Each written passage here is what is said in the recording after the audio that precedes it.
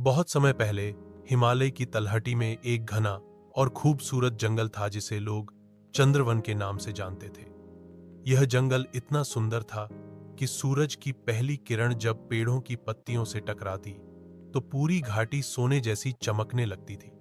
परंतु इस जंगल में एक रहस्य छुपा था जिसे जानने की हिम्मत आज तक किसी ने नहीं की थी। गांव वालों का मानना था कि चंद्रवन में रात को एक नीली रोशनी चलती है जो हवा में तैरती हुई दिखाई देती है।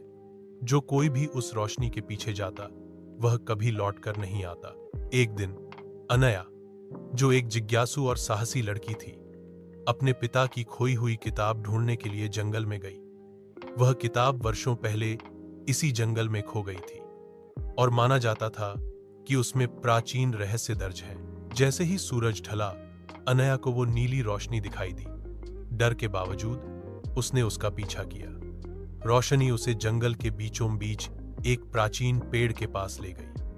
पेड़ पर अजीब सी आकृतियां खुदी थीं और उसके नीचे एक पत्थर की सीढ़ियां जमीन में उतर रही थीं। अनया ने साहस करके उन सीढ़ियों से नीचे उतरना शुरू किया।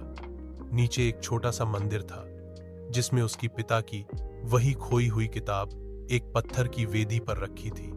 किताब के ऊपर लिखा था, जिसने खुद को पाया वही जंगल का रहस्य जान पाया। जैसे ही अनया ने किताब खोली, पूरा मंदिर रोशनी से भर गया और वह एक आदिम आत्मा की आवाज सुन सकी। चंद्रवन केवल जंगल नहीं, यह आत्मा का दर्पण है। जो सच्चा दिल लेकर आता है वह खुद को और ब्रह्मांड को समझ सकता है।